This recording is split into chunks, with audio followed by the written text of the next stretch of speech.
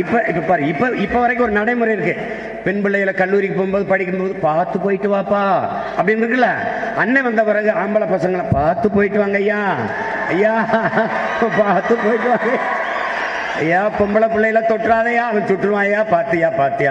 ஐயோ அரசியல் பேசிடுவார் சீமான். இப்படிதான் ஒரு கல்லூரியில் போயிட்டு அரசியல் பேசிட வேண்டாம்னு நான் சும்மா ஏதாவது பேசிட்டு போயிருப்பேன்.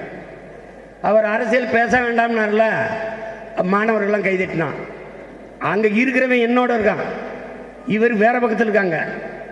பேச ஆரம்பிச்சு அரசியல் தான் பேசினா அந்த அந்த அவங்க ஓட்டு போடுவாங்களா, இதை பேசினா அவங்க ஓட்டு போடுவாங்களா, அது ஓட்டுக்காக நிற்கிறவன், நாட்டுக்காக நிற்கிறவன் அதெல்லாம் பார்க்கக்கூடாது. நான் வெள்ளையா இருக்கவன் பொய் சொல்ல மாட்டான் நினச்சி தான் பூரா புளி தள்ளிட்டு போயிட்டா நீ நம்பிட்டு விட்டுல. படிச்சு நீரை உறிஞ்சி விற்கிற, நான் என்ன பண்ணுவேன், தடை, தண்ணீர் விற்பனைக்கு தடை.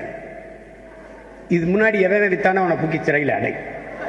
எனக்கு ரொம்ப மூச்சு விட சிரமமாக இருந்தது. அப்போது பங்கஜ கஸ்தூரியை கொடுத்தார்கள். அப்புறம் ஆளுக்கு ஒரு கஸ்தூரியை கையில் வச்சுட்டு இப்படியே தெரிய வேண்டியதுதான். இங்க இப்படி இந்த பக்கத்தில் ஒரு சிலிண்டர் மாதிரி போட்டு மூக்கில் மாட்டி விட்டு அப்படியே. இப்போ எங்கே பார்த்தாலும் வட இந்தியனா இருக்கானா, இன்னும் கொஞ்ச நாள் அவன் சொல்லுவான், ஏடா எங்கே பார்த்தாலும் தமிழை காத்திடுறான்னு நம்மளை அடிப்பான். 6 மணி நேரமாக காத்திருக்கோங்க, இதை போடுறதுக்கு என்னங்க உங்களுக்கு பிரச்சனை? படம் ஒரு 1 மணி நேரம் தாமதமாக போட்டதுக்கு சண்டைங்க, போராட்டம். ஊர் சுற்றி பார்க்க பிடிக்குமா, சுற்றி பாரு.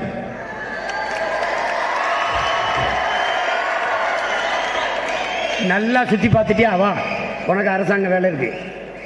டாக்டர் அதிகமாக நோயாளி இல்லாமல், டாக்டர் நம்ம 2 பேரும் மாறி மாறி ஊசி போட்டுக்கலாம் டாக்டர், ஒருத்தர் சிக்கல டாக்டர். செக்கிழுத்தவன் பேர என்கிட்ட வந்து தேசப்பற்று இவா எப்படி இருக்குன்னு காட்டுங்க. டேய் முதல்ல தேசிய கொடியை ஒழுங்கா பிடிக்க கற்றுக்குங்கடா. டேய் பூரா பயிலும் தலைகளா பிடிக்கிறான். உங்களை பார்க்கிற போது எனக்கு என்னுடைய பள்ளி கல்லூரி நாட்கள் நினைவுக்கு வருகிறது. இதுபோல நான் படித்த இளையான்குடி ஜாகிர் ஹுசேன் கல்லூரியில் நுண்கலை மன்றம் இருந்தது. அதில் என்னுடைய பேராசிரியர் சலீல் அவர்கள் தான் அதற்கு பொறுப்பாளராக இருந்தார்கள்.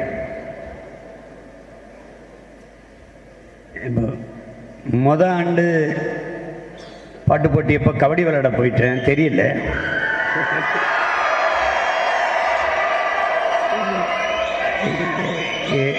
ரெண்டாவது ஆண்டு கபடி பயிற்சி எடுத்துட்டு குழாயடியில் போய் மண்ணை கழுவ போகும்போது பாடிக்கிட்டே போனேன். அவர் அங்கேயே விடுதியில் தங்கி இருந்தார் எங்கள் பேராசிரியர். எனக்கு விரட்டி வந்து, இதே என்னடா நீ ஏண்டா போனாண்டு பாட்டு போட்டியில் பாடலை அப்படின்னு. சரி இந்த ஆண்டு பேரை கொடுத்து பாடுறான்னாரு.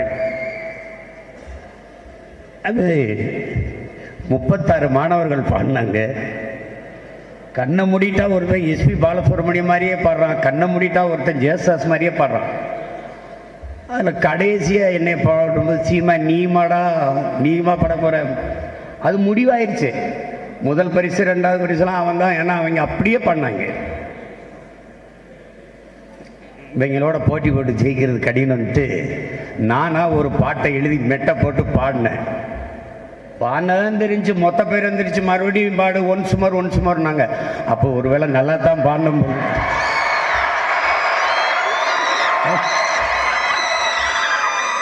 இது மாதிரி கலையை தயக்கமின்றி தன் திறனை வெளிப்படுத்துவது என்பது பேராற்றல். பாடி இப்படி பார்த்து படிக்கும்போது தாள ஆடும், கால ஆடும், நடுக்கம் கூடவே கூடாது. எதற்கும் தயங்க கூடாது.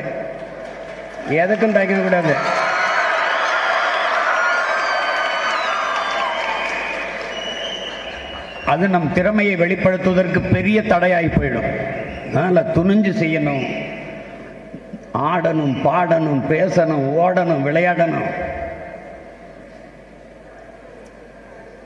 ஒரு காலத்தில் நீங்கள் இன்றைக்கு விளையாடுகிற விளையாண்டு ஏற்படுத்திக்கிற உடல் வலிமை தான் ஒரு காலத்தில் உங்களுக்கு உதவும்.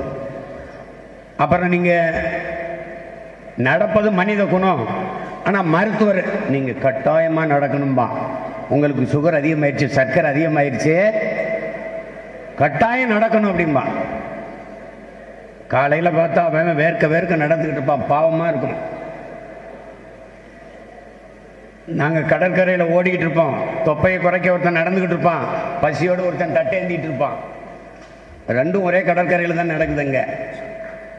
அதனால உடலினை உறுதி செய், அறிவை விரிவாக்கு, கொள்கை வகுத்தினில், கூடி செயல் செய்ய பழகு. இது ஒவ்வொரு மாணவர்களும் மனசில் ஏற்றிக்கணும். பாடத்தை படிப்பது மட்டும் கல்வி என்று இருந்தால் அதுபோல ஒரு அறிவற்றத்தனம் எதுவும் இல்லை. பாடத்தை தாண்டிய கல்வி இருக்கு, படிப்பு இருக்கு. நீங்கள் கற்றவர்களிடம் கல்வி கற்க கூடாது.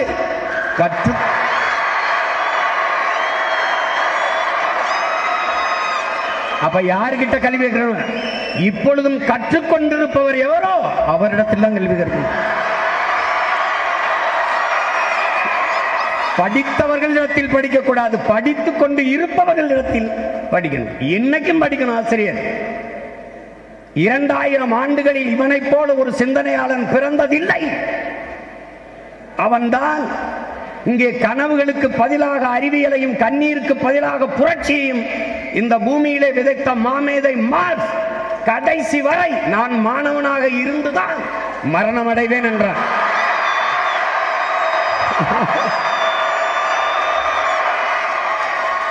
அதனாலதான் அவன் மாமேதை. சாக்ரட்டிஸ் 18 வயது இருக்கும்போது நான் பெரிய அறிவாளின்னு நினைச்சேன்.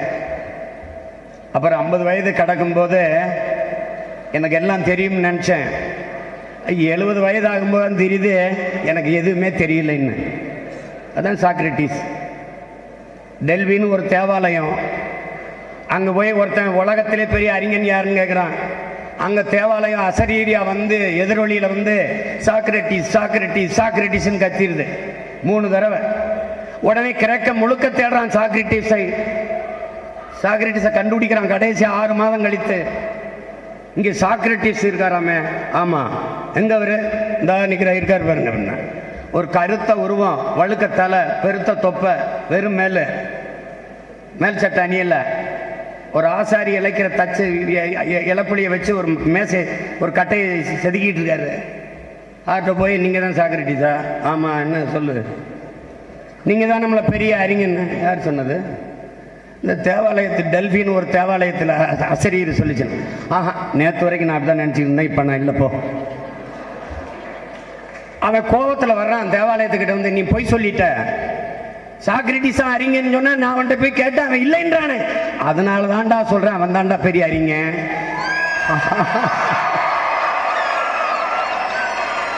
என் அன்பு தம்பி தங்கையில் நம்முடைய தெய்வ திருமகன் ஐயா முத்துராமலிங்க தேவர் அவர்கள் சொல்கிறார்கள், அறிவு என்பது என்ன? அறிவு என்பது நம் அறியாமை எவ்வளவு என்பதை அளந்து காட்டும் கருவி. அதான் அறியாமை. அறிவு என்பது அறிவது, ஞானம் என்பது உணர்வது. இது வெறும் கலை தானே. எதுக்கு நுண்கலை? கலையை உணரணும். இளையராஜாவுக்கு பேர் இசை ஞானி. இசை அறிய முடியாது, உணரணும். அது ஞானம் என்பது உணர்வது. கலையை உணர்வதால அது நுண்கலை என்று பெயர்வது அழைக்கப்படும். கற்கணும். படிக்க படிக்க நமக்கு ஒரு பயம் வரும்பார், நமக்கு ஒண்ணுமே தெரியாம இருக்குது. அதில் என் அன்பு பிள்ளைகள், அருமை தம்பி தங்கைகள், ஒரு நூலை, ஒரு புத்தகத்தை எழுதுவதற்கு ஒருவன் பாதி நூலகத்தையாவது படிக்க வேண்டியது இருக்குதுங்கிறான். அப்படின்னா எத்தனை புத்தகங்கள் எழுதிய மேதைகள் நம்மோடு இருக்கிறாங்க பாருங்க. அப்படின்னா அவன் எவ்வளவு புத்தகம் படிச்சிருக்கணும்? படிக்கணும், தேடி தேடி படிக்கணும். பாடத்தை படித்ததோடு மட்டும் நிறுத்தி விடக்கூடாது. அது ரொம்ப முதன்மையானது.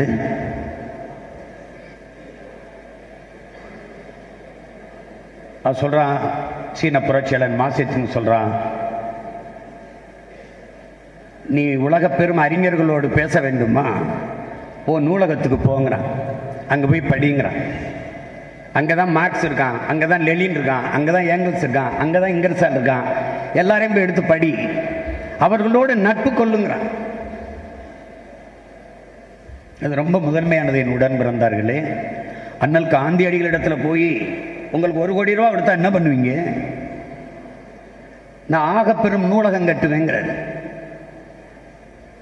நேரவர்கள் என்னை இன்னும் எத்தனை ஆண்டுகள் வேணாலும் சிறையில் அடையுங்கள், புத்தகத்தை மட்டும் கொடுத்து விடுங்கிறார்.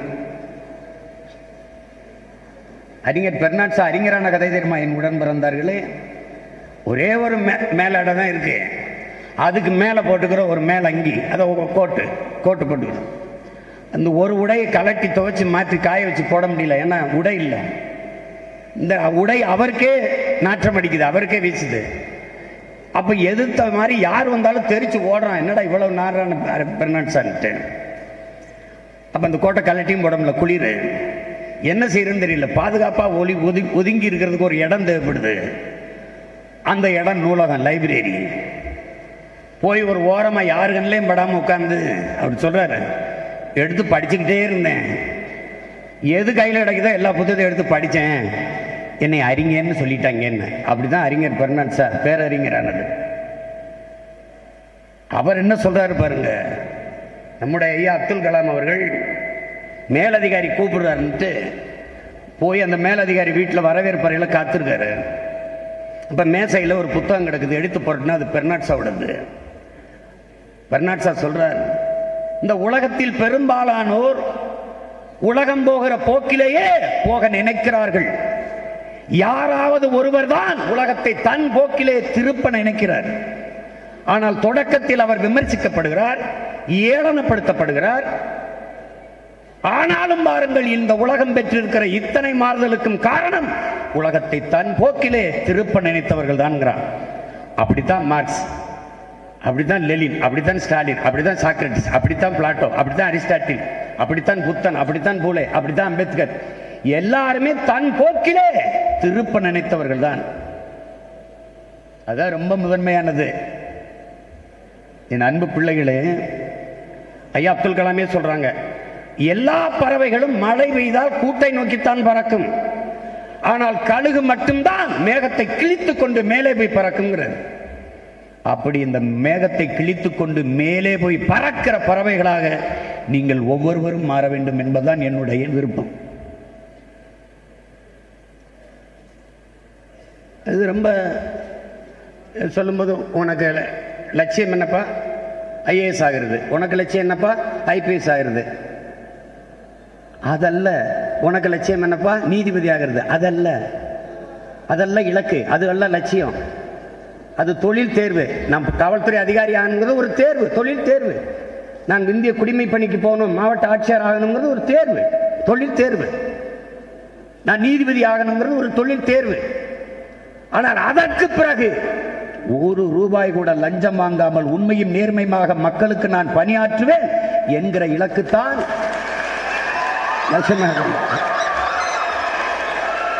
நீதிபதி ஆவதல்ல லட்சியம். நீதிபதி ஆகி நேர்மையும் நீதியும் தவறாமல் மக்களுக்கு தீர்ப்பை வழங்குவேன் என்கிற உறுதிதான் லட்சியமா இருக்க முடியும். சொல்றது நான் போலீஸ் ஆகணும், அதான் என் லட்சியம். போலீஸ் ஆயிட்டு என்ன பண்றது? எங்க எந்த பக்கம் நீடுதோ அங்கெல்லாம் கை நீட்டி காசு வாங்குறதா? அது வளர்ச்சியும். அது இல்லை. முதல்ல நான் சரியா இருக்கணும், நீங்க சரியா இருக்கணும்.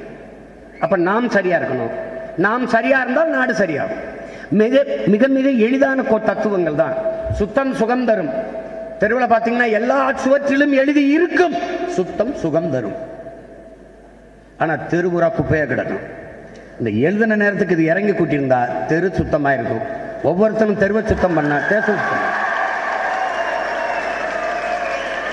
எழுதி வைக்கிறது எழுது ராஜா, இறங்கி கூட்டுறது யார்? அதான் கேள்வி. அதுதான் கேள்வி. அதைத்தான் நமது முன்னோர் வள்ளுவ பெருமகனார் சொல்லுதல் யாருக்கும் எளி அறியவாம், சொல்லிய வண்ணம் செயலுங்கிறார். சொல்றது எளிதுதான், செய்யணும். பெரும்பாலானோர் சகிக்க முடியல. எங்கு பார்த்தாலும் லஞ்சம், எங்கு பார்த்தாலும் ஊழல். எல்லோருமே ஊழல் லஞ்சத்தை வெறுக்கிறார்கள். ஆனால் யார் கொடுக்கிறது, யார் வாங்குறது? அப்போ எல்லாருமே வெறுக்கிறாங்க. ஐயோ ஊழல், ஐயோ லஞ்சம். எல்லாருமே வெறுக்கிறீங்களே, அப்ப யார் தான் கொடுக்கிறது, யார் தான் வாங்குறது? தாயின் கருவறையிலிருந்து கோயில் கருவறை வரைக்கும் ஊழல் இருக்கு, லஞ்சம் இருக்கு. மருத்துவமனையில் போய் சேர்க்கும் போது மனைவி சேர்த்துட்டு கணவன் மருத்துவர் கையை பிடிச்சு எவ்வளவு செலவானாலும் பரவாயில்ல காப்பாத்திருங்கன்றதுல அந்த வார்த்தை லஞ்சமாயிருது. எவ்வளவு செலவானாலும் பரவாயில்லையா? அதுதான் பதட்டத்தில் வளரிடுறான். ஐயோ பொண்டாட்டி பிள்ளைய காப்பாற்றணுமே டாக்டர், எப்படியாவது டாக்டர் எவ்வளவு செலவானாலும் பரவாயில்ல, அதை காப்பாற்றி கொடுக்கணும். அது தாயின் கருவறையில் தொடங்குதா? கோயில் கருவறை 50 ரூபா கொடுத்தீங்கன்னா அரை மணி நேரம் நிற்கணும், 500 ரூபா கொடுத்தீங்கன்னா அடுத்த நொடியில் தரிசனம். கோயில் கருவறை வரைக்கும் போகுது. இதுல சிறப்பு தரிசனம்னு ஒரு கட்டை கட்டி விட்டுருப்பான், அது கூட 500 ரூபா கொடுக்கணும்.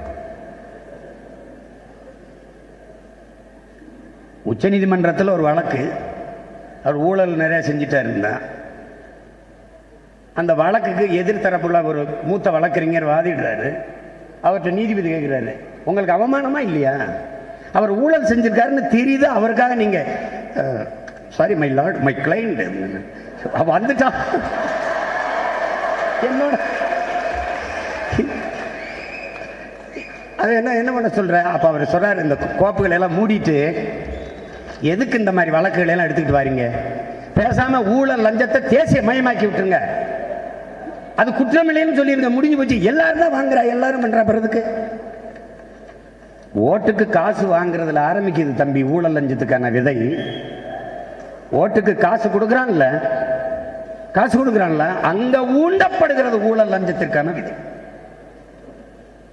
ஒரு தொகுதிக்கு 100 கோடி செலவழித்து வாக்கை பெற்று அதிகாரத்துக்கு வர நினைப்பது மக்களுக்கு சேவை செய்யவா? எதற்காக? எதற்காக? 100 கோடி செலவழித்தால் 1000 கோடி சம்பாதித்துக் கொள்ளலாம் என்கிற நம்பிக்கையில் முதலீடு. அதனாலதான் மக்களுக்கு சேவை செய்ய பணம் தேவையில்லை. என் உடன் பிறந்தார்களே, செய்ய செய்ய வேண்டும் என்கிற மனம் இருந்தால் போதும், அது இருந்தா போதும்.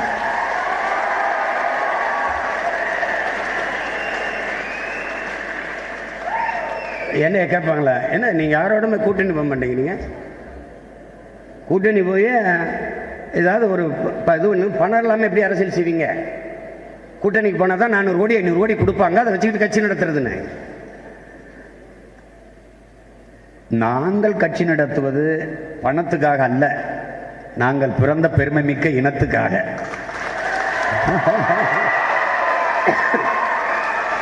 நாங்க அரசியல் செய்ய வந்தது மக்களை வைத்து பிழைக்க அல்ல, மக்களுக்காக உழைக்க. நாங்கள் அரசியல் செய்ய வந்தது பதவிக்காக அல்ல, மக்களுக்கான உதவிக்காக.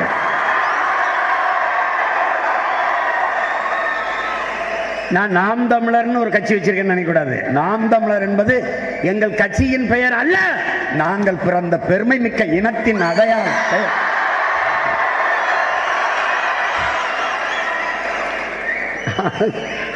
அதை புரிஞ்சுக்கணும். அது அறிவுறுத்துவாங்க நமக்கு, அக்கறையோடு சொல்றது மாதிரி சொல்லி. இவன் ஒருத்தன் தனியா நின்று கத்திக்கிட்டு இருக்கானா, இவனை எப்படி காலி பண்றதுங்கிறது தான் அந்த வேலை. யாரோடவாது போ.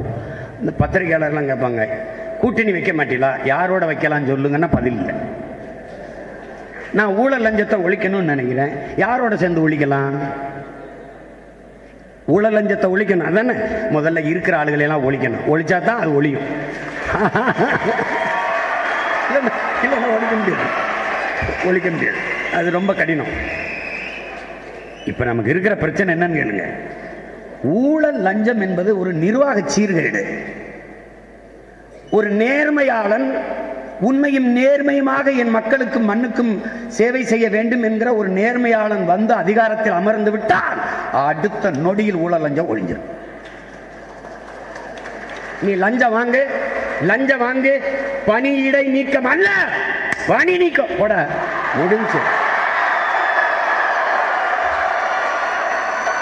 அடுத்த சட்டம் 3 தலைமுறைக்கு உன் குடும்பத்தினர் எவருக்கும் அரசு வேலை கிடையாது.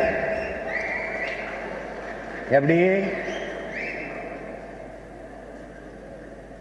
அதாவது அண்ணன் வந்து அன்பான சர்வாதிகாரம் ஆட்சி முறைன்ட்டான். பாருங்க, சர்வாதிகாரம் சொல்லிட்டாரு பாருங்க. ஒரு நேர்மையாளன் சர்வாதிகாரியாகத்தான் இருக்க முடியும். இதை நான் சொல்லல, இன்றைய தலைமைச் செயலர் ஐயா இறையன்பு எழுதுறார். ஒரு நேர்மையாளன் சர்வாதிகாரியாகத்தான் இருக்க முடியும். அப்படிப்பட்ட ஒரு சர்வாதிகாரி தான் சிங்கப்பூர் என்ற நாட்டை செதுக்கினான், லீ குவான் யூ என்கிற மேதை. அது தன்னலமற்ற அன்பான சர்வாதிகாரம் என்பது தாயின் பேரன்புதான். இன்னும் எளிமையா விளக்கிறேன் பாருங்க. ஒரு குழந்தை சாக கிடக்குது, உயிரை காப்பாற்றுகிற ஊசி மருந்து கையில் இருக்குது. ஊசியை போடும்போது குழந்தைக்கு வலிக்கும், போட்டா தான் குழந்தை பிழைக்கும். இப்ப வலியை பொருட்படுத்தாமல் ஊசியை போட்டு அந்த குழந்தையை காப்பாற்றுவதுதான் தன்னலமற்ற அன்பான சர்வாதிகாரம். குழந்தைக்கு வலிக்குமே நினைச்சா குழந்தை இறந்து போயிடும். படிக்காத மாணவர்களே, இந்த வீட்டு பாடத்தை இந்த பாடம் மனதில் பதிய வேண்டும் என்பதற்காக வீட்டில் போய் 3 முறை இந்த பாடத்தை எழுதி வா என்று சொல்வது மாணவனின் பார்வையில் ஆசிரியர் கொடுங்கோலர், சர்வாதிகாரி. ஆனால் அது ஆசிரியரின் நலனுக்கானது அல்ல, மாணவனின் எதிர்காலத்திற்கு நலனுக்கானது. இந்த செயல்தான் தன்னலமற்ற அன்பான சர்வாதிகார ஆட்சி முறை. அதில் என்ன செதுக்க முடியாது. 6 வயது பச்சிலம் குழந்தையை வன்புணர்வு செய்திடறான், கொலை செஞ்சிடறான், வன்புணர்வு செஞ்சிடறான். அவனை தூக்கி சிறையில் அடைக்கிறான். இந்த குழந்தையை சாக கொடுத்த பெற்றோர்கள் காசு இருக்குல்ல, வரி காசு, அதில் தான் அவன் சிறைக்குள்ள வந்து சாப்பிட்றான்.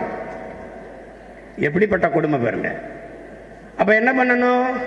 குழந்தையை எடுத்து அடக்கம் பண்றதுக்குள்ள இவனை ஒரே ஒரு தோட்டா முடிச்சு அடக்கம் பண்ணிட்டோம்னா செட்டில்.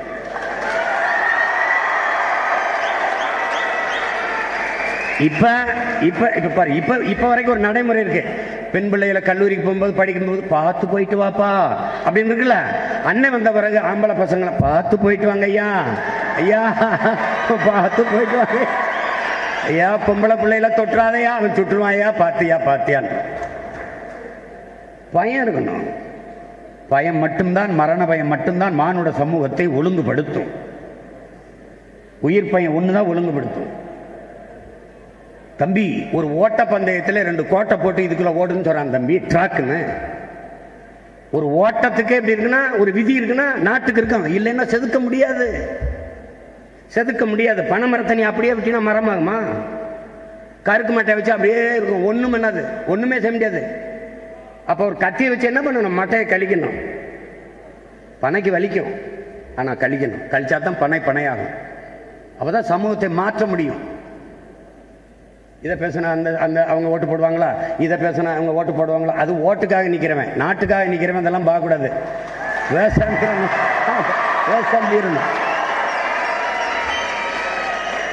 நான் தான் சொல்றேனே, போட்டா போடு, போடலைன்னா போ, என் கடமை. எங்க தாத்தா படுறல பட்டுக்கோட்டை, காலமறிந்து கூபம் சேவல் கணக்காய் கூபம் நிறுத்தாது. அது கூட போட்டு கவிச்சு வச்சாலும் கூவிருந்தாங்கன்னா என் வேலை கூவுறது. நீ எந்திரிக்கிறியோ மறுபடியும் எந்திரிச்சு படுத்து தூங்குறியோ அது ஏன் பிரச்சனை இல்லை. எனக்கு முன்னாடி நிறைய பேர் கூவுனா அதை கேட்டு நாங்கள் எழுந்திருக்கோம். நான் இல்லை ராஜா, நான் இல்லை. பல ஆயிரம் ஆண்டுகளாக என் முன்னவர்கள் தூக்கி சுமந்து வந்த கனவின் எச்சம் மிச்சம் நான்.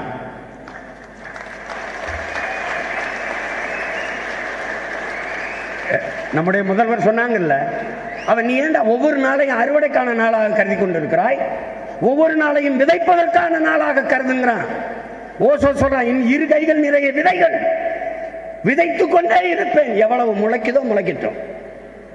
அதுதான் நம்முடைய முதல்வர் அவர்கள் சொன்னாங்க. நான் விதைக்கிறேன், நிறைய முளைக்குது, முடிஞ்சா நான் அறுப்பேன், இல்லைன்னா இன்னொரு தலைமுறையில் என் பிள்ளைகள் அறுப்பார்கள், ஆனால் உறுதியாக அறுவடை செய்வேன். அது மாற்றம் வருமா? மாற்றம் என்பது சொல்ல அல்ல, அது செயல்.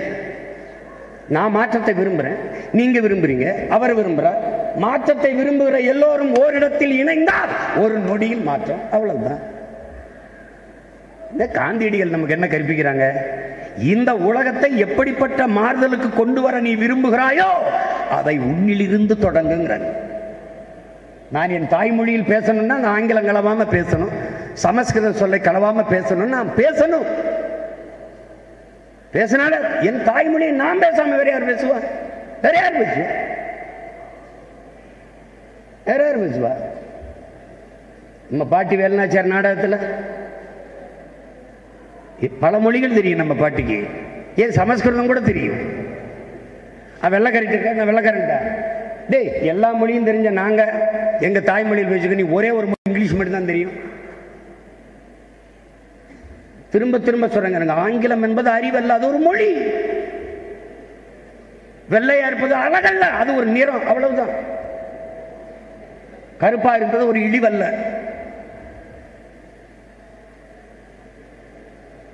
இப்ப மாறுது. கருப்பா இருக்கல ஒன்றும் இழிவு இல்லை. நம்ம கோயிலுக்கு போ, எல்லா சாமியும் நம்ம சாமி பூரா கருப்பா தான் இருக்கும். உழைக்கும் மக்களின் நிறம் கருப்பு. போட்டு குழப்பிக்கிட்டு கருப்பா இருக்கும், நம்ம அதான் இருக்கும், வெள்ளையா இருக்கிறான் வெள்ளையா இருக்கான் பொய் சொல்ல மாட்டான்னு நினைச்சு தான் பூரா புளி தள்ளிட்டு போயிட்டா நீ நம்பிட்டு விட்டுடலாம். சொன்னதெல்லாம் நம்பி ஏமாந்து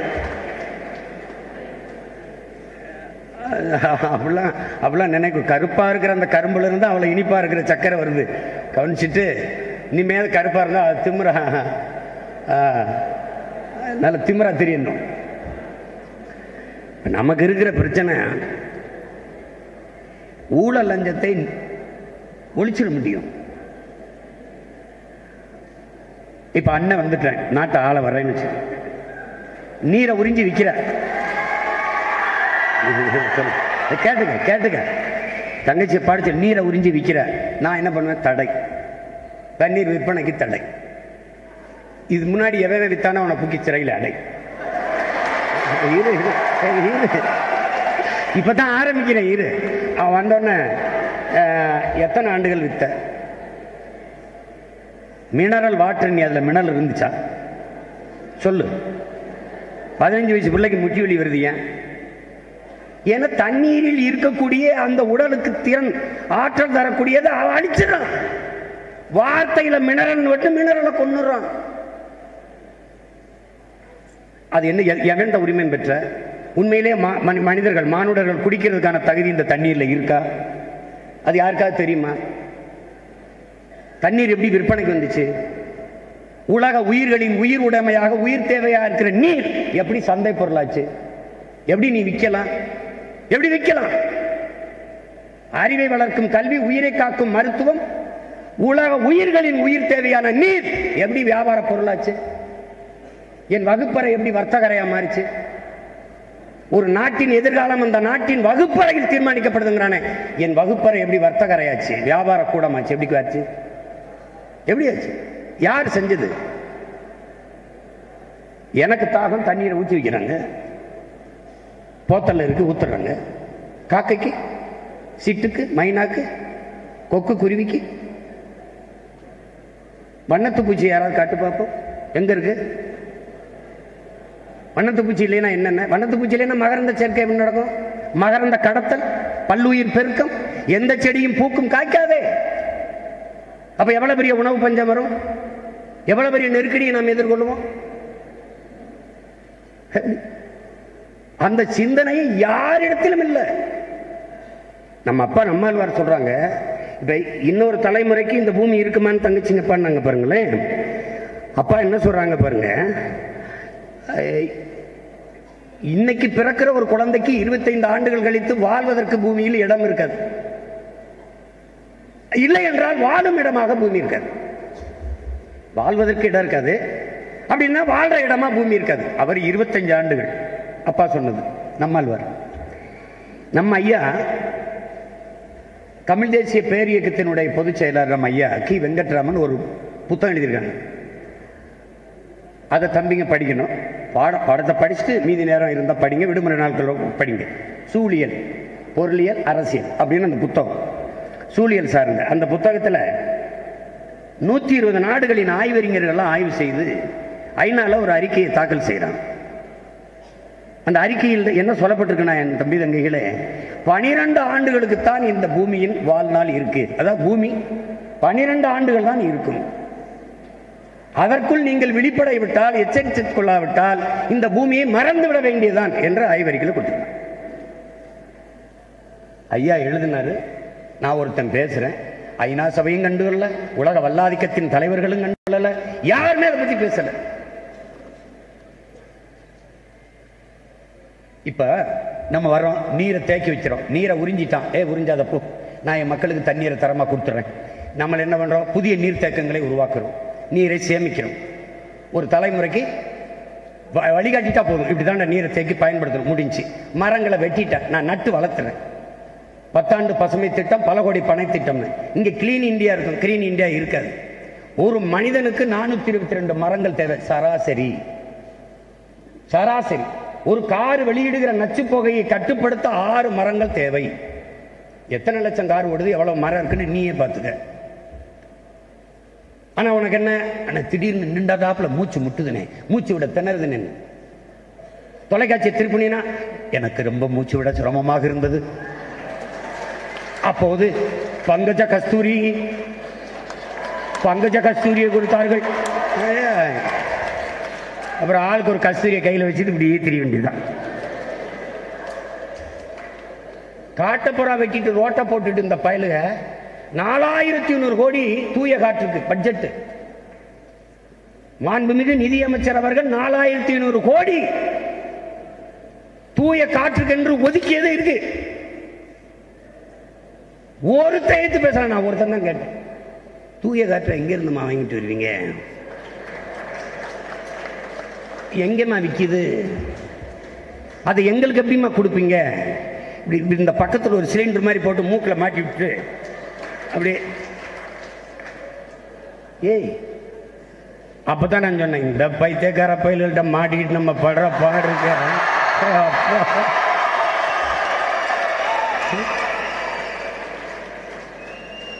இதையெல்லாம் கற்காம நீங்க படிச்சு என்ன ஆக போகுது? இதுதான் உண்மையிலே நீங்க அறிய வேண்டிய உயிரியல், அறிவியல். இதுதான் உங்கள் அண்ணன்கள் முன்னெடுக்கிற அரசியல். நீ அரசியல் வேற்றுக்கிறத சொல்லு, ஐயோ அரசியல் பேசிடுவார் சீமான், இப்படிதான் ஒரு கல்லூரியில் பேசி அரசியல் பேசிட வேண்டாம்னு. நான் சும்மா ஏதாவது பேசிட்டு போயிருப்பேன். அவர் அரசியல் பேச வேண்டாம்னார்ல, மாணவர்கள்லாம் கைதட்டினான். அங்க இருக்கிறவன் என்னோட இருக்கான், இவர் வேற பக்கத்தில் இருக்காங்க. பேச ஆரம்பிச்சு அரசியல் தான் பேசினேன். அப்ப பக்கத்துல இருந்து பேசுறேன், நம்மளும் தான் 1 மணி நேரம் வகுப்படுகிறோம். அவர் அதே பொருளாதாரத்தை பேசுறாரு, அதே அறிவியலை பேசுறாரு, அதே வரலாறு பேசுறாரு. அசையாம கேட்டுக்கிட்டு இருக்கான். நான் சொல்ற விதத்துல சொன்னா கேட்டுக்கிட்டு இருப்பான். தம்பி, நீங்க தெரிஞ்சுக்க வேண்டியது தம்பி, உங்களின் பிறப்பிலிருந்து இறப்பு வரை, பிறப்பு சான்றிதழ் பெறுவது, இறப்பு சான்றிதழ் பெறுவது வரை உங்கள் வாழ்வில் அனைத்தையும் தீர்மானிப்பது அரசு. அந்த அரசை தீர்மானிப்பது அரசு இயல். அறிவியல், புவியியல் போல அரசு இயல். நீங்க என்ன படிக்கணும், என்ன வேலை பார்க்கணும், அதுக்கு எவ்வளவு சம்பளம், அந்த வேலையை எந்த இடத்துல பார்க்கணும், எந்த ஊர்ல பார்க்கணும், இது எல்லாவற்றையும் தீர்மானிப்பது அரசு. அந்த அரசை தீர்மானிப்பது அரசு இயல். உங்கள் வாழ்க்கையை தீர்மானிக்கிற அரசு இயலை நீங்கள் தீர்மானிக்காமல் வேற யாரு தீர்மானிப்பா? அதான்.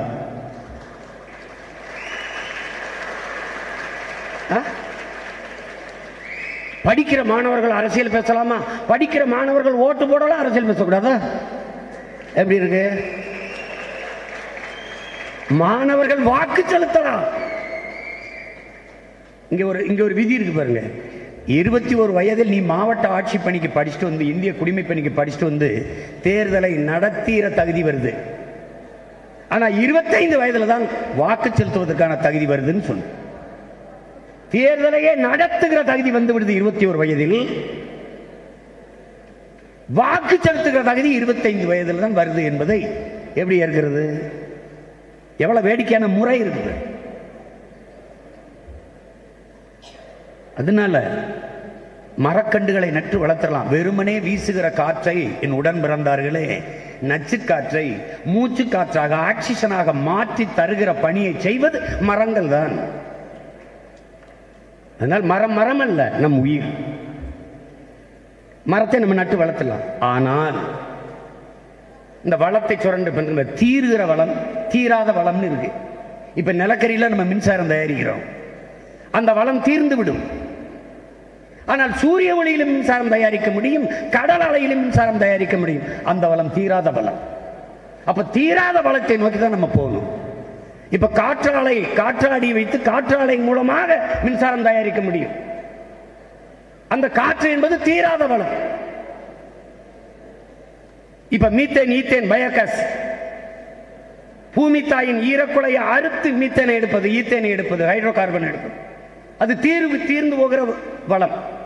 ஆனால் ஆடு மாட்டு கழிவில் இருந்து, மக்கிய இலைதலை கழிவில் இருந்து எவ்வளவு வேண்டுமானாலும் பயோகாஸ் தயாரித்துக் கொள்ளலாம், மீத்தேன், ஈத்தேனை எடுத்துக் கொள்ளலாம். அது தீராத வளம். இதை கவனத்தில் வச்சு திட்டங்களை தீட்டணும். இப்ப அண்ணன் வந்தா என்ன பண்ணுவேன்? 2000 ஏக்கர் 3000 ஏக்கர்ல ஆடு மாடு வளர்ப்பேன். ஆடு மாட்டு கழிவு கொண்டு 100 ஏக்கர் நேர்னதுக்குள்ள மக்குற ஒரு குப்பை கிடங்கு தயாரிப்பேன். அதுல இருந்து நான் மீத்தேன், ஈத்தேனை எடுப்பேன். அப்ப இந்த கிணறு என்ன பண்ணுவான்?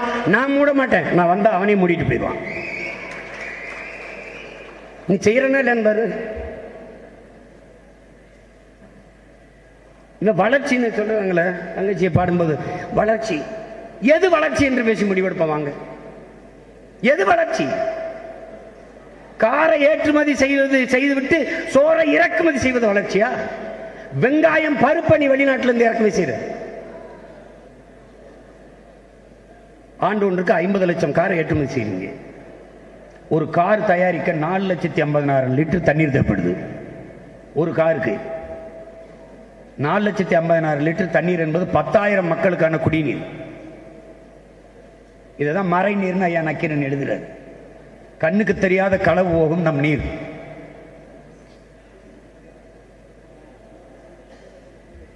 ராக்கெட்ல பொருத்துகிற பாகங்களை தயாரித்து தருகிற அமெரிக்கா பனியன் ஜட்டியை நம்மூர் திருப்பூர்ல இருந்து ஏற்றுகிறது. ஏன்? ஒரு பனியன், ஒரு உள்ளாடை தயாரிக்க 250 லிட்டர் 800 லிட்டர் தண்ணீரை குடிக்குது. உங்களுக்கு தெரியுதா? சீனா ஆரஞ்சு பழத்தை, பிரான்ஸ் ஆரஞ்சு பழத்தை ஏற்றுமதி செஞ்சிச்சு.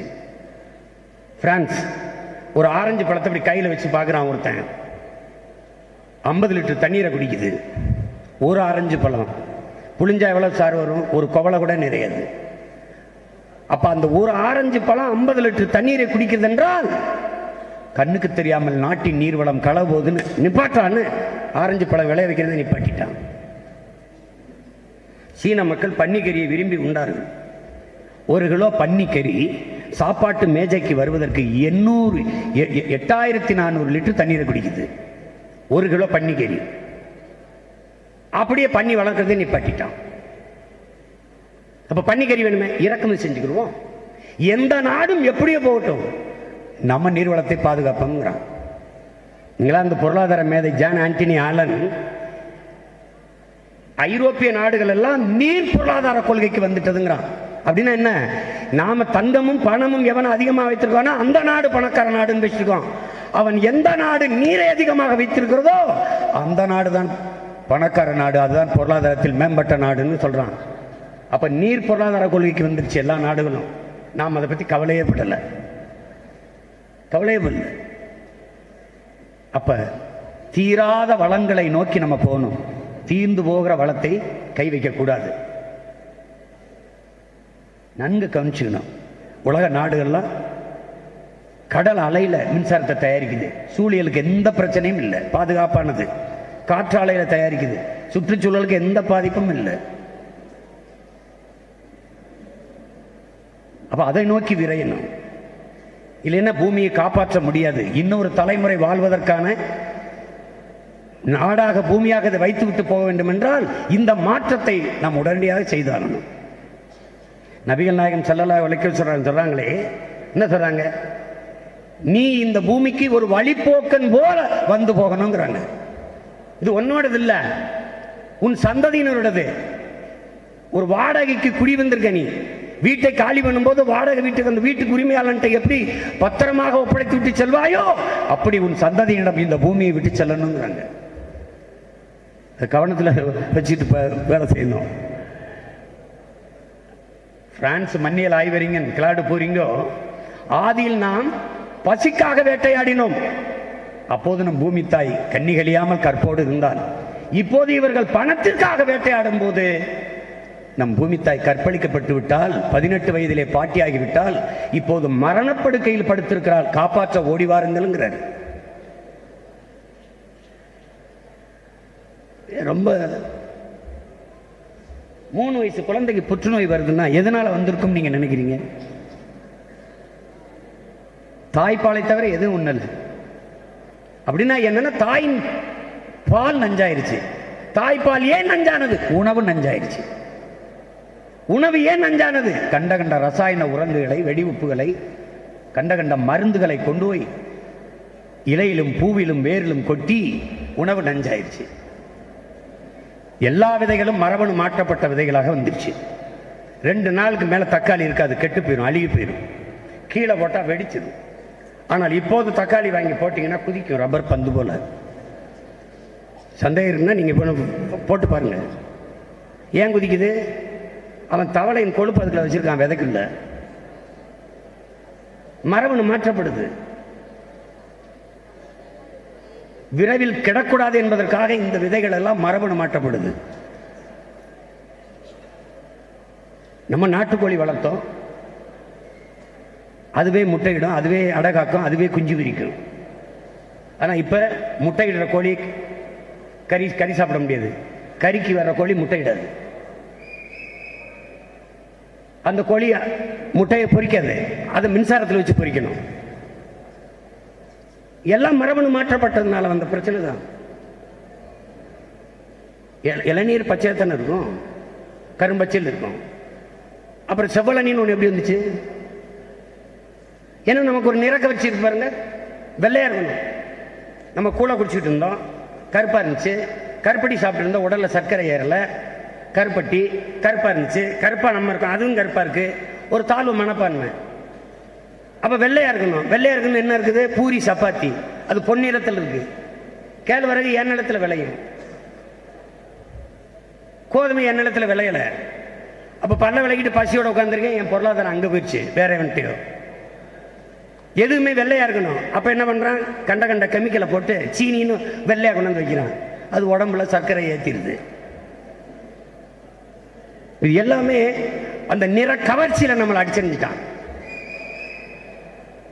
இப்ப பண்ணியா கருப்பா இருக்கும், ஐயோ கருப்பா இருக்கு. வெள்ளையா இருக்கணும், அந்த வெள்ளை பண்ணி.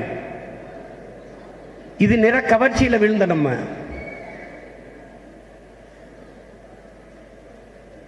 அதனால இதெல்லாம் சரி செய்யக்கூடிய தவறுகளாக இருக்குது. மரங்களை வளர்த்து விடலாம், நீரை தேக்கி விடலாம், ஊழல் லஞ்சத்தை ஒழித்து விடலாம், எல்லாம் செஞ்சிடலாம். ஆனால் மணலை மலையை எப்படி நான் உருவாக்குவது? சொல்லுங்க. மலை இல்லை என்றால் மழை ஏது? அருவி ஏது? ஆறு ஏது? நீர் ஏது? எப்படி? அப்போ இதைத்தான் நாம் சிந்திக்கணும். மலையை வெட்டி மலை மணல்னு வித்து கொண்டிருப்பதை நீங்கள் பாருங்கள். இன்னும் 4 நூற்றாண்டுகளில் இந்த நிலம் பாலைவனமா மாறிடும். முல்லையும் குறிஞ்சியும் முறைமையில் திரியும் நல்லியல்பு இழந்து நிலம் நடுக்குற்று பாலையனும் படிமம் கொள்ளும்னு இளங்கவடிகள் பல ஆயிரம் ஆண்டுக்கு முன்னாடி பாடி விட்டு சென்றிருக்கிறார்கள். இப்ப நம்ம நிலம் பாலைவனமாக மாறிக்கொண்டிருக்கிறது. மாறிக்கொண்டிருக்கிறதுக்கு அடையாளம் என்ன? பனைமரம் கழுத்து முறிஞ்சு சாகுது பாருங்க. அப்படி சாலையில் போகும்போது பனைமரம் மொட்டை மொட்டையா நிற்கும். 1000 அடிக்கு கீழே போய் தண்ணீரை உறிஞ்சி கொண்டு வந்து வாழக்கூடிய ஒரு தாவரம் பனை எப்படி கழுத்து முறிஞ்சு சாகுதுன்னா 1000 அடிக்கு கீழே தண்ணி இல்லை. அது காட்டுது உன் நிலம் பாலைவனமா மாறிக்கொண்டு இருக்கிறது என்பதை நமக்கு காட்டுது. ஆனால் எதை பற்றியும் கவலைப்படாமல் ஆற்று மணலை அள்ளி வித்தார்கள். அதைத்தான் தங்கைகள் பாடினார். மனித உடலுக்கு தோல் போல ஆற்றுக்கு மணல். மணல் தான் ஆகச் சிறந்த நீர் வடிகட்டி, ஆகச் சிறந்த நீர் தேக்கி, அதை அள்ளி வித்துட்டு அது முடிஞ்ச பிறகு எம் சாண்டுன்னு மலை மணலுக்கு வந்துட்டாங்க. எங்கிருந்து அருவி வந்து ஆறா மாறுனதோ அந்த அருவியின் பிறப்பிடத்தையே மலையை நொறுக்கிட்டா எப்படி உங்களுக்கு மழை பொழிவை எப்படி பெறுவீங்க? எப்படி ஆறு எப்படி உயிர்ப்பிப்பீங்க? அது ஒண்ணுதான் பெரும் அச்சமாக இருக்குது. அதை விட பேராபத்து தமிழ்நாட்டுக்கு. இப்ப நம்ம விரைந்து வந்து எம்சன்லாம் கிடையாது, மழையெல்லாம் நொறுக்காத அப்படின்னு நம்ம தடுக்க முடியும், பாதுகாக்க முடியும். அதை விட பேராபத்து நாம் உழைப்பிலிருந்து இப்போது வெளியேறி இருப்பது. உழைப்பதற்கு சோம்பேறித்தனப்பட்டு வெளியேறினோட ஒரு நாளைக்கு 15,000 20,000 வட இந்தியர்கள் நம் நிலத்துக்குள்ள போகிறான். இதுதான் மிகப்பெரிய ஆபத்து. வந்தவன் வேலை செய்வது மட்டும் இல்ல, வாக்காளர் அடையாளத்தையும் எடுத்துப்பான். 2 கோடி பேர் வந்துட்டால் 2 கோடி வாக்கு. இந்த நிலத்தின் அரசியையும் அவன் தான் தீர்மானிப்பான், அதிகாரத்தையும் அவன் தான் தீர்மானிப்பான். அப்ப என்ன ஆகும்? நாம் அதிகாரமற்ற அடிமைகளாகும், பிறகு நிலமற்ற கூலிகளாகும். நிலம்தான் நமது பலம். நிலத்தை இழந்தால் பலத்தை இழப்போம், பலத்தை இழந்தால் இனத்தை இழப்போம். இதுதான் இருக்கிறது. அதனால மிகுந்த எச்சரிக்கையோடு இருக்கணும். இன்னும் கொஞ்ச நாள்ல இப்ப எங்க பார்த்தாலும் வட இந்தியனா இருக்கானா, இன்னும் கொஞ்ச நாள் அவன் சொல்லுவான், ஏடா எங்க பார்த்தாலும் தமிழக ஆத்திரான்னு நம்மளை அடிப்பான். உறுதியா நடக்கும், உறுதியா நடக்கும். எனவே அன்பு பிள்ளைகள் மிகுந்த எச்சரிக்கை உணர்வோடு இருக்கணும். அதனால வருங்கால தலைமுறை பிள்ளைகள் நீங்கள் தான் மிகுந்த பொறுப்புணர்வோடும் கடமை உணர்வோடும் வளர்ந்து வரணும். ஊழல், லஞ்சம், திரைக்கவர்ச்சி, மத போதை, இதெல்லாம் எதுவும் அண்ட முடியாத ஒரு பெரும் நெருப்பாக நீங்கள் மாறி வர வேண்டும். அதான் ரொம்ப முதன்மை. அதெல்லாம் பெரியது. காணொலி அனுப்பியிருக்கான், உங்க அலைபேசியில் கூட இருக்க வாய்ப்பு இருக்கு. என்னங்க இந்த துணிவை போட்டாங்க, இந்த இதை போடலங்க, இந்த வாரிசை போட்டிருக்காங்க, துணிவு வரலங்க, 6 மணி நேரமா காத்திருக்கோங்க, இதை போடுறதுக்கு என்னங்க உங்களுக்கு பிரச்சனை? படம் ஒரு 1 மணி நேரம் தாமதமா போட்டதுக்கு சண்டைங்க, போராட்டம். எதுக்கும் போராடல, இதுவரை எதுக்கும் போராடல. ஒரு போராட்டம் ராசிபுரத்தில், அந்த தெருவில் ஓட்டு காசு கொடுத்துட்டு எங்க தெருவில் கொடுக்கல, அதுக்கு மக்கள் வீதியில் வந்து போராடினாங்க. அதுக்கப்புறம் இது ஒரு போராட்டம், சிறந்த போராட்டம். எனக்கு பாதை இல்லை, குடிக்க நல்ல தண்ணி இல்லை, இருக்க வீடு இல்லை, படித்ததுக்கு வேலை இல்லை, எதுக்கும் போராட வந்ததில்லை. அப்படின்னா ஒரு தலைமுறை எதை நோக்கி பயணிக்கிறது என்பதை அன்பு தம்பி தங்கிகள் சிந்திக்கணும். திரைப்படம் பாருங்க, பார்க்க வேணாம் நான் என்ன சொல்லலை. பொழுதுபோக்கிலும் கேளிக்கையிலும் அதிகம் நாட்டம் கொண்ட ஒரு இனத்தின் மக்களை புரட்சிக்கு தயார் செய்ய முடியாது. ஐயா மம்முட்டி அவர்கள்ட்ட கேட்குறாங்க, நீங்க அரசியலுக்கு வருவீங்களான்னு. எங்க மக்கள் திரையரங்குகளில் தலைவர்களை தேடுவதில்லையேன்னு போயிட்டாரு. அவர் சாதாரணமாக சொல்லிட்டு போனாரு, ஆனால் எவ்வளவு சிந்திக்க வேண்டிய செய்திங்கிறத நீங்க புரிஞ்சுக்கணும். அதனால கலையும் இலக்கியமும் மக்களிடத்திலே புரட்சியை ஏற்படுத்துவதற்கான அருமையான சாதனம்ங்கிறார் மாமேதை மார்க்ஸ். அப்படியே அன்பு பிள்ளைகள் பாட முடியும். எத்தனையோ பாடல்கள் இருக்கு, ஆனால் அந்த 4 தங்கைகளும் பாடிய பாடல்ல எவ்வளவு பொருள் பொதிந்து கிடக்கு, எவ்வளவு விழிப்புணர்வு ஏற்படுத்தினாங்க. அப்படியும் பாடலாம், அப்படியும் பாடலாம், அப்படியும் பாடலாம். பொழுதுபோக்குக்காக பாடுற பாடல்கள் இருக்கு, நல்ல பொழுதை ஆக்குவதற்கான பாடல்களும் இருக்கு. அப்படி பாடல்களைத்தான் நம்முடைய தாத்தா பட்டுக்கோட்டை கல்யாண சுந்தரம் அவர்கள் பாடித்தந்தார்கள்.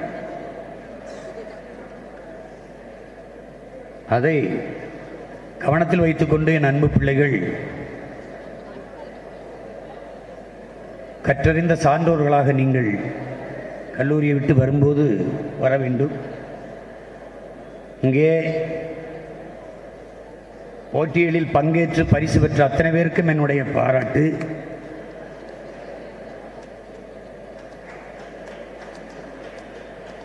அது அப்படி பங்கேற்று பரிசு பெறலைனாலும் பாராட்டு, அது ஒன்றும் இல்லை.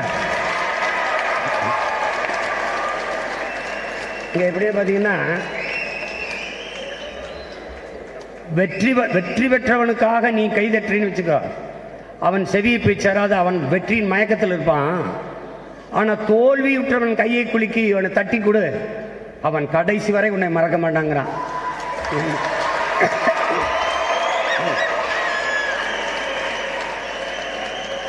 இங்கே முதலாவதாக வருபவனுக்கு கைதட்டத்தான் கூட்டம் இருக்கே ஒழிய மூன்றாவதா வந்தவனுக்கு கைகுலிக்கு பாராட்ட யாருக்கு இல்லை. மூன்றாவதா வந்தவன் ஒரு நாள் முதலாவதாக வருவான்.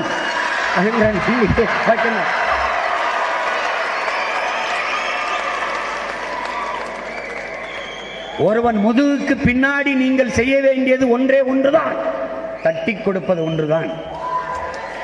அது தட்டி கொடுக்கணும், வர முடியும். அதனால வெற்றி என்பதை அன்பு பிள்ளைகளை நம்மை சிரித்து மகிழ வைக்கும், தோல்வி என்பது எப்போதும் நம்மளை சிந்தித்து வெல்ல வைக்கும். தோல்விதான் வெற்றியின் தாய் என்பதை நீங்க புரிஞ்சுக்கிட்டு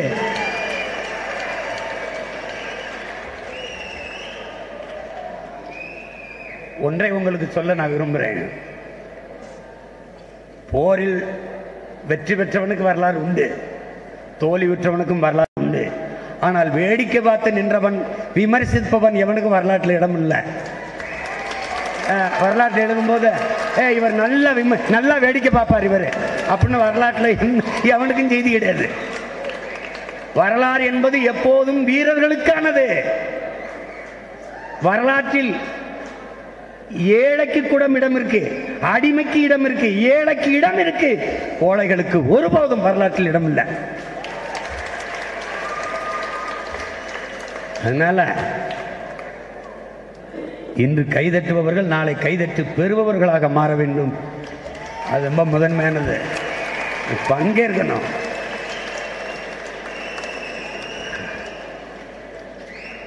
பங்கேற்கணும். தோல்வியா கருதக்கூடாது. தாமஸ் ஆல்வா எடிசன் இந்த மின் விளக்கை கண்டுபிடிக்க எத்தனை முறை முயற்சிச்சிருப்பார் நினைக்கிறீங்க? 999 முறை முயற்சிக்கிறாரு. அவர் அந்த செய்முறை பயிற்சி பாருங்க, செயல்முறை விளக்கம் எல்லா ஊடகவியலாளரும் கூப்பிட்டு வச்சுட்டு மின்சார விளக்க எரிய வச்சு பார்க்குறாரு, எரியல. ஒரு தடவை இல்லை, 999 தடவை எரியல. ஆனா வந்தவர்கள் ஏன் அவரை ஒண்ணுமே முகம் சொல்லிக்காம போனார்கள் என்றால், ஆல்வா எடிசன் அதற்கு முன்னாடி நிறைய படைப்புகளை கண்டுபிடிச்சிட்டார். அதுல ஏதோ ஒரு சிக்கல் இருக்கு, அதாவது அது எரிய மாட்டேங்குதுன்னு போயிடுறாங்க. 1000வது முறை அந்த விளக்கு எரிஞ்சிருச்சு. எல்லாரும் எந்திரிச்சு கை தட்டுறாங்க. அப்ப எடிசன் கேட்குறாங்க, தாமஸ் ஆல்வா எடிசன் 999 முறை நீங்க தோற்று போனீங்களே, அப்ப உங்க மனநிலை எப்படி இருந்ததுன்னு?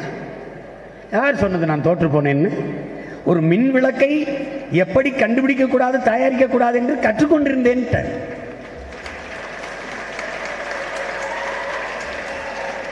ஆபிரகாம் லிங்கன் அமெரிக்க அதிபர் ஆயிட்டார். ஆபிரகாம் லிங்கன் அப்போது பத்திரிகையாளர்கள் கூடி, நீங்க இதுக்கு முன்னாடி 650 முறை பல தேர்தலில் நின்று தோற்று போனீர்களே, அப்போ எப்படி உங்க மனநிலை இருந்தது? ஆபிரகாம் லிங்கன் மக்கள் முடிவு பண்ணிட்டான், ஆபிரகாம் லிங்கன் அமெரிக்கன் பிரசிடென்ட்னு. நான் அது தெரியாம வட்ட செயலாளர், வார்டு கவுன்சிலர் என்ன ஓட்டு போடுவானா? அவன் முடிவு பண்ணிட்டான் என்ன அமெரிக்கன் பிரசிடென்ட் ஆபிரகாம் லிங்கன். அது மாதிரி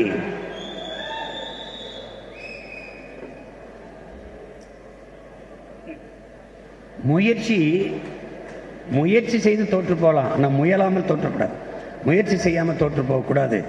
அதைத்தான் நம்முடைய அப்பா நம்மாழ்வார் சொல்ற, முயற்சியும் விதைதான், முளைத்தால் மரம், இல்லையல் உரம். அதனால நம்பிக்கையோடு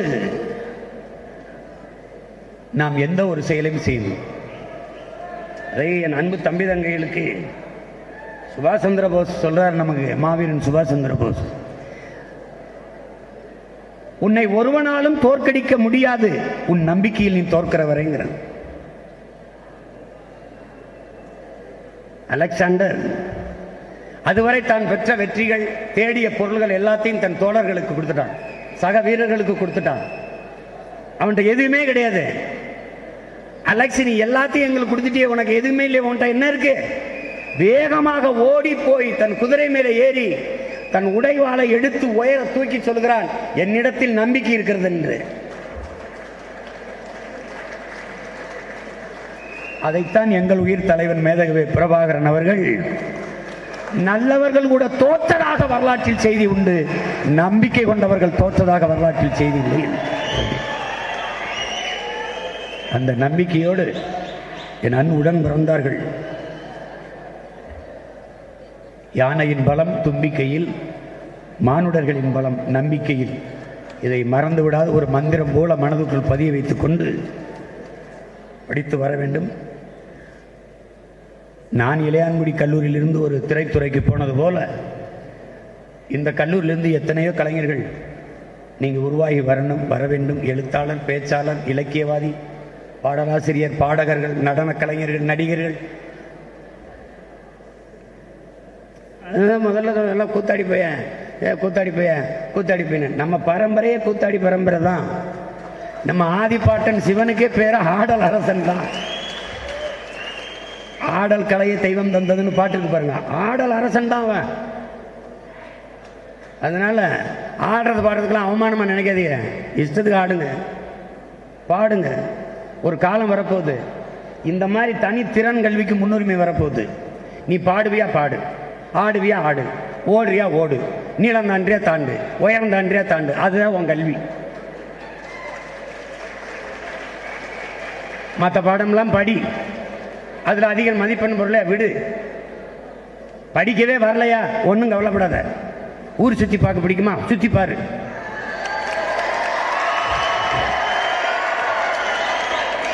நல்லா சுற்றி பார்த்துட்டியா வா, உனக்கு அரசாங்க வேலை இருக்கு. என்ன வேலை? வெளிநாட்டிலேருந்து சுற்றுலா பயணி வரான்ல, அவனை ஊரை சுற்றி காட்டு. இந்த மாதம் உனக்கு 1 லட்ச ரூபா சம்பளம் வச்சுட்டு போய் வேலையை பாரு. போட்டு மண்டையை பிச்சுட்டு தெரியாத. தேர்வில் தோற்றா என்ன, அடுத்த தேர்வில் எழுதிட்டு போகிறது? அப்படிலாம் போகக்கூடாது. திடீர்னு நம்ம பிள்ளைய இறந்து போகுது. உயிரை கொடுத்து சாதிக்க வேண்டிய காரியம் அல்லது. அப்படி செய்யக்கூடாது. மருத்துவம் படிக்கணும். மருத்துவம் எல்லாருமே டாக்டர் ஆகிட்டா நோயாளி யாரா? நோயாளி யாரு? இன்னும் கொஞ்ச நாளில் டாக்டர் அதிகமாகி நோயாளி இல்லாமல் டாக்டர் நம்ம 2 பேரும் மாறி ஊசி போட்டுக்கலாம் டாக்டர், ஒருத்தரும் சிக்கல டாக்டர் வரப்போகுது. பல டாக்டர்லாம் படிச்சுட்டு டாக்டர் வேலை விட்டு எங்கூட வந்து சுற்றிட்டு இருக்கான். அம்மா கட்சி வேலை செஞ்சுருக்கான். இந்த பதிவு பண்ணியிருக்கான் பாரு, பூரா இன்ஜினியர். இந்த எடுத்துருக்கான் பாரு, எனக்கு பின்னாடி இருந்து பூரா இன்ஜினியர்ஸு. ஏன் இந்த வேலை பார்க்குறேன்? அண்ணன் வந்தால் தான் நமக்கெல்லாம் வேலையே கிடைக்கும்னு முடிவு பண்ணிட்டான். அதனால வாங்கல அண்ணன் கூட போய் வேலை செய்யணும்னு வந்துட்டான்.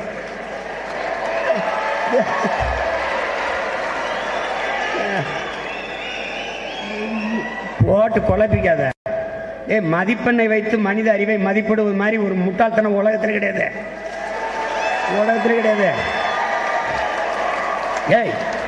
அண்ணன் சொல்றங்கல, கலப்பை கண்டுபிடிச்சவனை விட விஞ்ஞானி இருக்கானா? தூண்டி முள் கண்டுபிடிச்சவனா அறிஞன் இருக்கானா? கடப்பாறை, மண்வெட்டி அது கண்டுபிடிச்சாலாம் எந்த எந்த எந்த பல்கலைக்கழகத்தில் படித்தான்? போட்டு குழப்பிக்காத. இவன் அதிகமாக திருக்குறளை 2000 வருஷமாக படிச்சுக்கிட்டு இருக்கான். நம்ம பாட்டை எழுதி வச்சத நம்ம வள்ளுவ பெருமகனார் சிலப்பதிகாரத்தை, சிவக சிந்தாமணியை, கம்பராமாயணத்தெல்லாம் பாடியிருக்கான் பாரு. கம்பன் 15 நாளில் பாடியிருக்கான் அவ்வளோ பெரிய காப்பியத்தை. அப்போ எவ்வளவு அறிவு இருக்கணும்? அவன் எந்த பல்கலைக்கழகம்? போட்டு குழப்பிக்காத. நான் +2ல் முதல் மதிப்பெண்ணு, என்னை பார்த்து எழுதினவே 2வது மதிப்பெண்ணு. இப்போ அவன் அறிவாளியா? சொல்ல. இந்த கரூரில் சாருக்குன்னு ஒரு தம்பி 760 மதிப்பெண் தான் +2ல். 760 மைக்ரோன்னு தீப்பெட்டி அளவில் ஒரு மைக்ரோ விண்கலம் கண்டுபிடிச்சு அமெரிக்காவில் நாசா வாங்கி பறக்க விட்டுருச்சு. 760 வாங்கின முட்டாப்பலாவே அவன் அறிவாளி. போட்டு குழப்பிக்கிட்டு சயின்ஸில் எவ்வளவு? 100க்கு 100. மேத்ஸில் எவ்வளவு? அறிவியல் கணக்கில் 100க்கு 100. எல்லாத்தையும் 100க்கு 100. அந்த ஆசிரியர் வருவார். அருமை, very good, keep it up. நல்ல மாணவன், புத்திசாலியான மாணவன். ஒரே ஒரு படத்தில் தோற்றுருப்பான். முட்டாப்பில 4 பாடத்தில் நிறைய மதிப்பெண் வாங்கி ஆசிரியர் பாராட்டுறாரு. ஒரு பாடத்தில் தோத்து போனா முட்டாப்பில் ஆயிட்டான். வரலாறு நடத்துகிற ஆசிரியருக்கு புவியியல் தெரியாது, புவியியல் நடத்துகிற ஆசிரியருக்கு அறிவியல் தெரியாது, அறிவியல் நடத்துகிற ஆசிரியருக்கு கணக்கு தெரியாது, ஆங்கிலம் நடத்துகிற ஆசிரியருக்கு தமிழ் தெரியாது, தமிழ் நடத்துகிற ஆசிரியருக்கு ஆங்கிலம் தெரியாது. ஆனால் படிக்கிற மாணவனுக்கு எல்லா கர்மமும் தெரியும். ஒரு கொடுமை.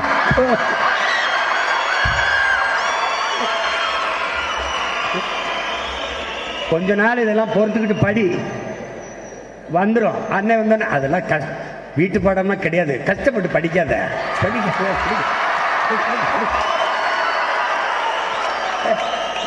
இப்படிதான் நான் போய் இளங்கலை பொருளாதாரம் படித்தேன். எல்லாம் படித்து விழுந்து படிச்சு நான் என்ன படித்தேன், என்ன வேலை பார்க்குறேன், சம்மந்தம் கிடையாது.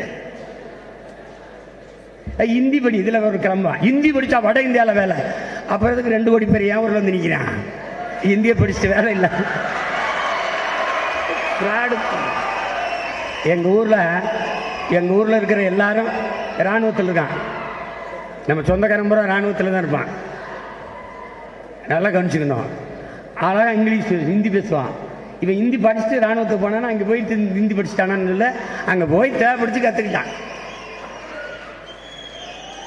வேற இருங்க. அண்ணா சொல்றாரு, ஒரு வட இந்திய தலைவர் என்னிடத்திலே வந்து இவ்வளவு அழகாக ஆங்கிலத்தை பேசுகிற அண்ணாதுரை, நீங்கள் நினைத்தால் 3 மாதத்தில் இந்தியை படித்து விடலாம் என்று என்னிடத்திலே சொன்னார். நான் அவரிடத்திலே சொன்னேன், 3 மாதத்தில் படித்து விடலாம், அதற்கு மேலே படிக்க அந்த மொழியில் என்னதான் இருக்கிறது என்று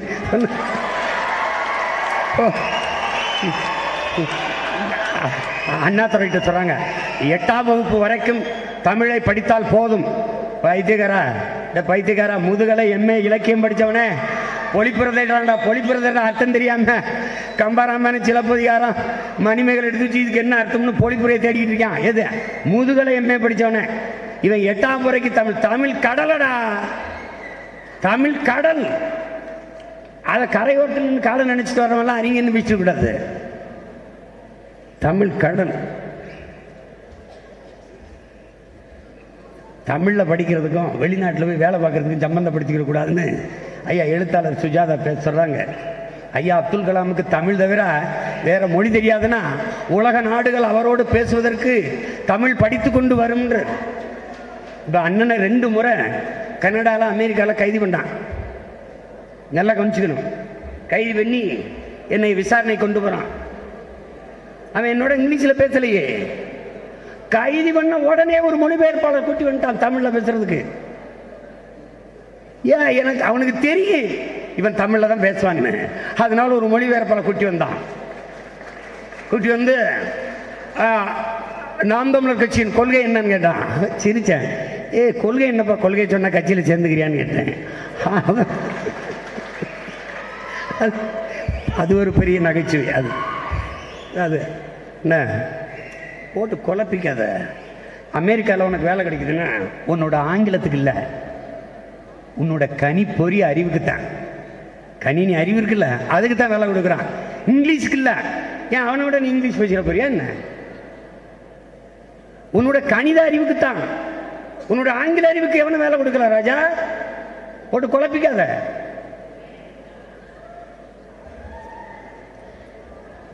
அதாவது இங்கே வந்தோன்னே ஒரு தங்கச்சி பேசு, இங்கிலீஷு லாங்குவேஜ் நாட்ட நாலேஜ்ன்ட்டு. அவன் என் தம்பி சகாயம் சொல்கிறான், இந்த பிள்ளைகளெல்லாம் பேச வச்சுட்டியான்னாங்கிறான். அவ்வளோதான். அது போட்டு குழப்பிக்கிட்டு கேட்கும்போது உன்னோட இங்கிலீஷ் நாலேஜ் எப்படி இருக்குது? டேய், இங்கிலீஷு அமெரிக்காவில் பள்ளிக்கூடம் போகாதவங்களாம் இங்கிலீஷ் பேசுவான்டா. பிரிட்டனில் பிச்சைக்காரன் இங்கிலீஷ்லாம்டா பிச்சை எடுக்கிறான். அது அறிவா?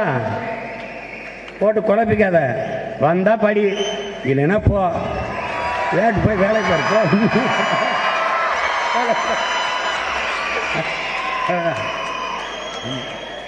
ஒன்றும் இல்லை, வேளாண்மை அரசு பணியாக்குவோம், எல்லாம் ஆடு மாடு மேய்ப்போம், வேளாண்மை செய்வோம். பாலுன்னு ஒன்று இருந்தால் பசி இருக்காது. பிரதமர் நான் பேசும்போது சிரிச்சான். இவங்க எதையாவது பேசிப்பானா? பாலின் சந்தை மதிப்பு மட்டும் 3 லட்சம் கோடி தமிழ்நாட்டில். அந்த மாற்று பொருளாதார பெருக்கத்துக்கு போகாம 50,000 கோடிக்கு ஆண்டொன்றுக்கு சாராய் வித்து நம்மளை சாடிச்சிட்டு இருக்கு. பிரதமர் பேசுறாரு டைரி டேல, பாலில் மிகப்பெரிய பொருளாதாரம் இருக்குது, அதிலேயே நம் தற்சார்பு அடையலாம், ஏழ்மை வறுமையை ஒழிக்கலாம்னு பேசுறாரு. அவர் பேசும்போது கைதட்டினவன் நான் பற்றி சிரிக்கிறான். வேலை என்கிட்ட சொல்லிட்டு இருக்கிறாங்க. இந்தியா அதிகமாக ஏற்றுமதி செய்கிற ஒரு பொருள் மாட்டுக்கறி. 24 லட்சம் டன் ஆண்டு ஒன்றுக்கு ஏற்றுமதி செய்யுது.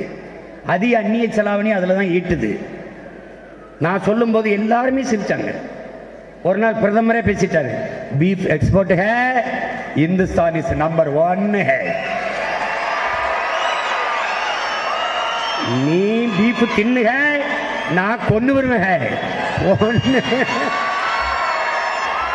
ஊரானுக்கு ஊட்டி விடுவாங்க, உள்ள வந்து சாப்பிட்டா கொண்டு வருவாங்க. இது ஒரு கொள்கை. இந்த மாட்டுக்கறி ஏற்றுமதி எந்த நாட்டுக்கு தெரியுமில்ல? அவளும் இஸ்லாமிய கிறிஸ்தவ நாட்டுக்கு தான். ஆனா இஸ்லாமியர்கள்லாம் ஓடு, பாகிஸ்தானுக்கு ஓடு. காஷ்மீர்ல இருக்க இஸ்லாமி இந்தியாவுக்கு வா, இங்க இருக்க இஸ்லாமி பாகிஸ்தான் போ. என்னடா பைத்தியக்காரங்களா நீங்க? பைத்தியக்காரங்களா? இதுல என்ன கொடுமைன்னு தெரிஞ்சுக்கணும். நீ பாகிஸ்தான்லையும் பங்களாதேஷிலையும் இருக்கிறவர்கள் அன்று இந்த நாடு வெள்ளையரிடத்தில் அடிமைப்பட்டு கிடந்த போது விடுதலைக்கு போராடிய மக்கள். அந்த பாகிஸ்தான் பங்களாதேஷிலிருந்து ஒரு வீரன் கூட ஐபிஎல்லில் விளையாட மாட்டார். ஆனால் 400 ஆண்டுகளாக இந்த நாட்டை அடிமைப்படுத்தி வைத்திருந்த வெள்ளக்காரர்கள் இந்த நாட்டில் ஐபிஎல் விளையாடுவான். என்ன கொடுமை பார்த்துக்க, கொடுமை. வெள்ளைக்காரர்களை எதிர்த்து போராடாதீர்கள். ஒரு போராட்டம் கூட இந்த தேசப்பற்றாளர்கள் போராடியதில்லை. இன்னைக்கு நாட்டை ஆண்டு கொண்டிருக்கும் ஒரு போராட்டம்.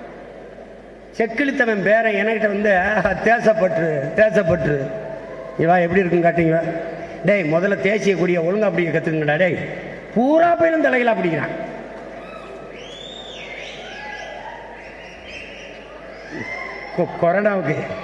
கொரோனா வந்துருச்சு, கையை தட்டுங்க, மணி அடிங்க, விளக்கை ஏத்துங்க. இப்படி விஞ்ஞானிகளை எங்கேயாவது பார்த்துக்கலாம் நீங்க? காலக்கொடுங்க ஏதோ நடந்துருச்சு. ஏதோ பார்த்து பண்ணி விடுங்க. நியாயமாற உங்க கையில தான் இருக்கு. ஏதாவது செய்யுங்க. பொறுப்பற்று ஒரு நாள் வரிசையில் நின்று வாக்கு செலுத்துவதற்கு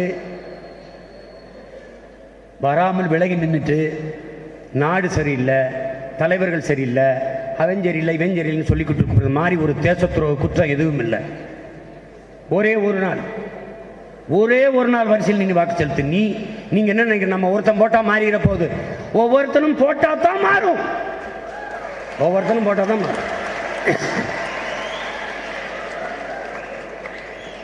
ரொம்ப முதன்மையானது அதுதான். எனவே என் அன்பிற்குரிய தம்பி தங்கைகள்,